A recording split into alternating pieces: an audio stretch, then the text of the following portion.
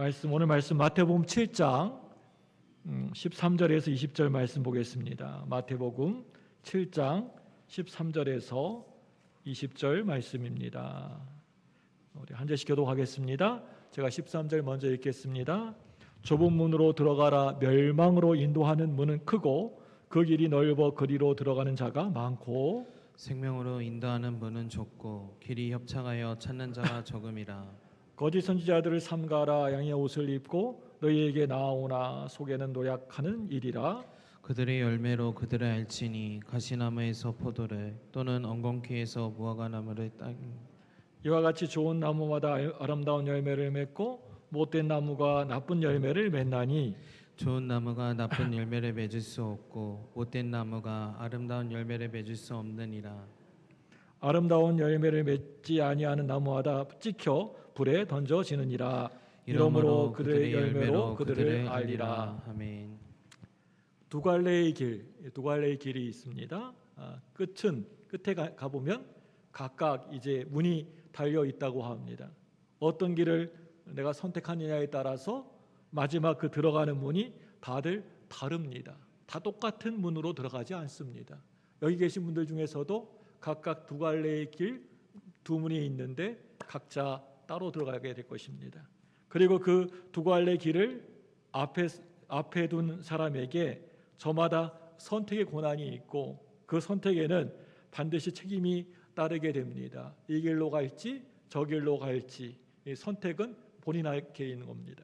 그런데 우리 주님은요, 우리가 그 길을 선택할 때 선택에 실수를 하지 않게 하기 위해서 너무나도 친절하게 그 두 갈래의 길이 어떻게 생겼는지 또 어떤 문인지를 정말 오늘 말씀을 보시면요, 아주 상세하게도 가르쳐주고 계십니다.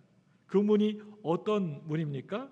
그 중에 한 문은요, 영원한 멸망의 문이고요, 또 다른 한 문은요, 영원한 생명의 문입니다. 영원한 멸망의 문과 영원한 생명의 문, 두 문이 있다는 겁니다. 주님이 가르쳐 주신 대로 사람은요, 당연히 생명의 문으로 가는 길을 선택해야 합니다. 그리고 누구나 다 그렇게 하기를 원할 겁니다. 그런데 사람들은 참으로 이상하게도요, 생명의 문만을 절대 선택하지 않았습니다. 오히려 생명의 문을 선택하는 사람이 멸망의 문을 선택하는 사람보다 훨씬 더 적다라고 예수님은 말씀하십니다. 여러분, 사람이 왜 그럴까요? 두 가지 정도 그 이유를 생각해 볼 수가 있습니다. 첫째로요, 주님이 가르쳐 주신 것처럼 이 두 갈래의 길이 명확하게 구분되지 않을 수가 있습니다. 이 길이 어떤 길인지 잘 모르는 거예요. 이 길이 저쪽 길이 모르는 겁니다. 두 가지의 길 모두가 눈에 보이는 차이가 없이 거의 비슷한 모양이라면 그렇겠죠. 그래서 주님의 능력, 주님의 눈으로는 충분히 구분하실 수가 있지만 사람의 능력, 사람의 눈으로 아무리 봐도 전혀 구분할 수가 없었다라고 하는 말입니다. 한마디로 실수하게 되는 것이죠. 그런데 그렇지가 않습니다. 사람이 이렇게 변명하지 못하도록 하나님은요, 기록된 말씀을 통해서 어떤 길이 복된 길인지, 또 어떤 길이 저주의 길인지, 어떤 길이 멸망의 길인지, 또 어떤 길이 생명의 길인지 분명하게 가르쳐주고 있습니다. 뭘로 가르쳐줍니까? 하나님의 말씀으로 우리에게 분명히 가르쳐주고 있습니다. 그런데도 잘못된 선택을 하는 것은 그건 영적인 눈이 없기 때문입니다. 눈이 가리워서 보지를 못하는 겁니다. 믿으면 모두 성령님을 통해서 영적인 눈을 갖게 됨에도 불구하고 사람들은 영적인 눈을 감아버리고 이 세상적인 욕심의 눈을 떠서 보기에 크고 넓은 길을 선택하는 것입니다. 그게 좋아 보이기 때문에, 그게 쉬워 보이기 때문에 그 길을 가는 것입니다. 이와 같이 사람의 욕심은 크고 넓은 길을 선택하게 만듭니다. 언제나 그렇습니다. 욕심은 절대 결코 십자가를 지고 가는 길을 선택하지 않습니다. 살고자 하는 욕심, 편하고자 하는 욕심, 더 많이 갖고자 하는 욕심, 더 높이 올라가고 싶은 욕심은 자신을 못 박는 십자가의 길과는 전혀 다른 길이기 때문에 그렇습니다. 선악과 열매가 먹음직도 하게 보이고 또 보암직도 하고 지혜롭게 할 만큼 탐스럽다고 한 것처럼 말입니다. 여기에서 탐스럽다라고 하는 뜻은 그게 욕심이 난다라고 하는 것입니다. 그런 뜻입니다. 여러분, 우리가 뭔가를 우리가 볼 때 영적인 눈이 아니라 자꾸만 사람의 죄성으로 보는 눈은요, 하나님이 너무나 싫어하시는 것을 좋게 탐스럽게 바라봅니다. 그래서 우리가 십자가의 그 좁고 험한 길을 늘 선택할 수가 있으려고 하면 우리에게 성령의 도우심이 전적으로 필요합니다. 내 힘과 내 능으로는 절대 할 수 없습니다. 성령의 도우심이 우리에게 있어야 합니다. 육체의 정욕, 육체의 욕심을 이길 힘은 오직 성령님의 충만하심으로 얻는 것입니다. 우리의 기도가 만약에 뭔가를 무엇을 이루고 무엇을 갖고 무엇을 해결하는 것에만 집중되어 있다면 이제는 그 기도의 우선순위를 여러분 확 바꾸시길 바랍니다. 바꾸셔야 합니다. 성령님의 충만하심이 가장 먼저여야 합니다. 여러분의 기도의 1순위는 성령의 충만함이 1번여야 합니다. 여러분, 우리가 기도해서 기도 응답을 받는 것이 있어도 기도 응답으로 내 문제가 해결되어도 성령님의 충만함이 내 속에 내 심령 가운데 없다면 사람은요 그 복을 금방 자기의 욕심대로 그릇 잘못 사용하기 때문입니다. 우리 모두 성령님의 충만하심으로 복된 길을 늘 선택하시기를 주님의 이름으로 간절히 소망합니다. 둘째로요, 길의 선택을 방해하는 내 앞에 장애물이 있기 때문입니다. 거짓 선지자 같은 장애물을 말합니다. 우리 마태복음 7장 15절 말씀 볼까요? 7장 15절입니다. 시작. 거짓 선지자들을 삼가라. 양의 옷을 입고 너희에게 나오나 속에는 노략질하는 일이라. 속에는 뭐가 있다고요? 노략질하는 그런 일이가 있다는 겁니다. 여러분, 거짓 선지자들이 하는 말은 대부분 어떤 말일까요? 주로 어떤 말 할까요? 지금 예수님과 반대되는 말을 하는 사람들입니다. 지금까지 우리가 함께 계속해서 몇 주간 이렇게 계속해서 살펴보고 있는 예수님의 산상설교는요, 어느 때에는 정말로 너무나 엄격하고 심지어는 너무나 무시무시하고 가혹하다라고 하는 생각까지 드는 말씀이 많은 것 같습니다. 우리가 5장부터 살펴봤는데요, 지금까지 11주 이렇게 보고 있는데요, 어마무시한 말들이 많이 있습니다. 그런데 이 말씀이야말로 천국 복음을 아무런 꾸밈 없이 전하는 말씀입니다. 이 산상설교는요, 예수님이 공생일을 시작하실 때 작정하시고 전하신 말씀입니다. 이거 꼭 믿는 자들에게, 우리가 하나님 믿는 자들에게 전해야 되겠다 그래가지고 예수님이 작정하시고 하신 말씀이 이 산상설교입니다. 그래서 예수님의 수많은 말씀 중에서 가장 많은 그 분량의 말씀이고 또 그 내용들이 천국 복음에 가장 본질적으로 잘 맞는 내용들이 들어가 있습니다.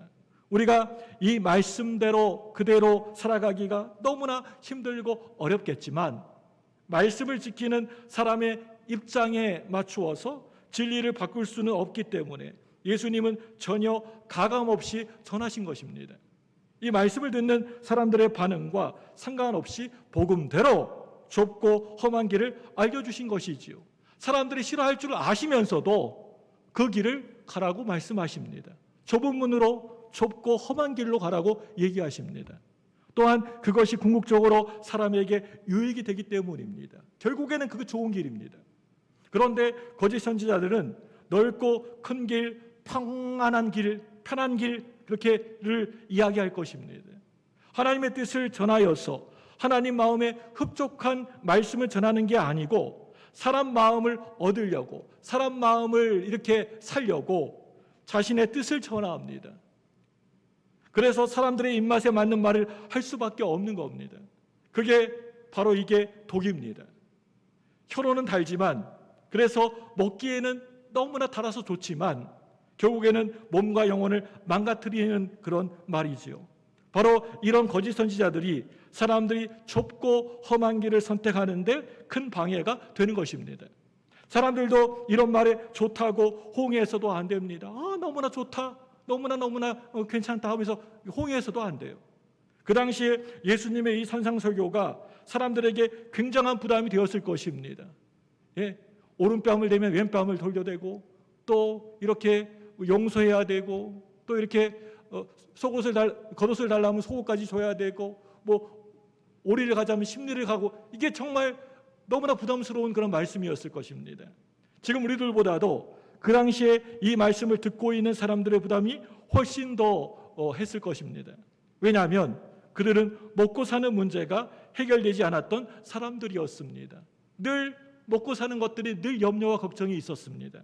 더군다나 율법이라고 하는 수천 년 동안 내려온 명확하고 흔들림 없는 삶의 기준보다 훨씬 더 강한 수준의 산상설교를 우리 예수님의 그 말씀을 들었을 때 아마도 그 속에서 거부감이 많이 생겼을 것입니다.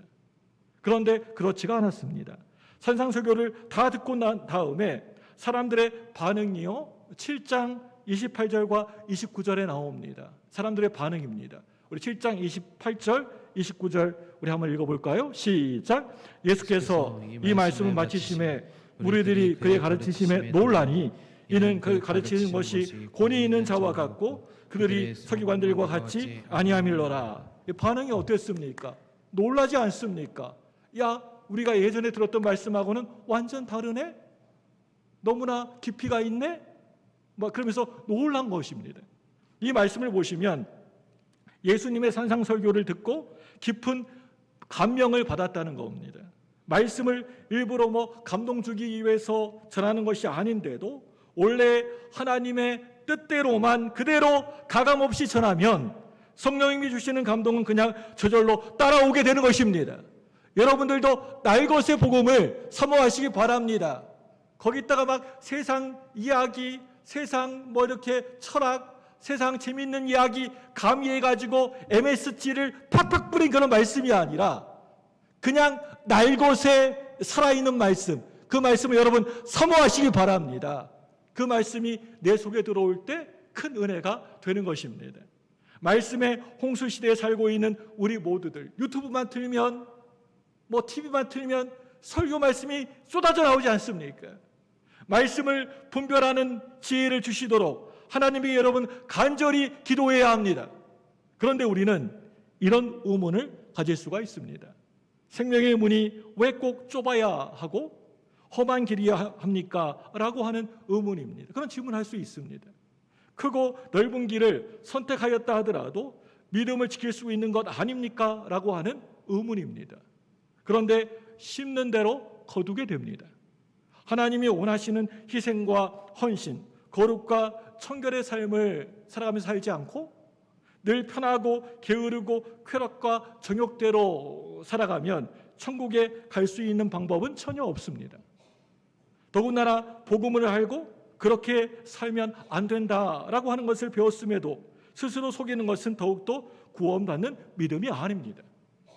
좁고 험한 길을 걸어오신 저와 여러분들의 인생길이 참으로 수고롭고 고통스러웠을지 모르겠지만 그렇게 여러분이 심으셨으니 여러분 반드시 천국의 열매를 거두시기를 바랍니다.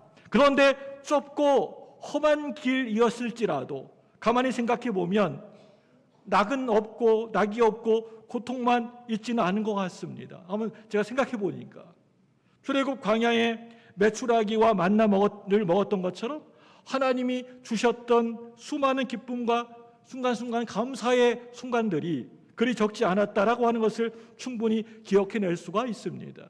얼마나 우리가 받은 은혜와 그런 주님의 그런 사랑이 얼마나 많습니까? 우리의 지나간 날들을 생각해 보면 더군다나 남들이 자랑하는 세상의 성공과 부명예는 별로 없었지만 우리 인생에 살아오면서 그렇게 후회와 아쉬움이 있지도 않습니다. 그것들이 부럽지 않은 것은요, 저와 여러분들에게는 그것들보다 더 큰 상금과 면류관이 우리가 훗날에 주님 앞에 섰을 때 기다리고 있기 때문입니다. 여러분, 그것을 기다리며 소망하며 믿음 생활 잘하시는 저와 여러분들 되시기를 바랍니다.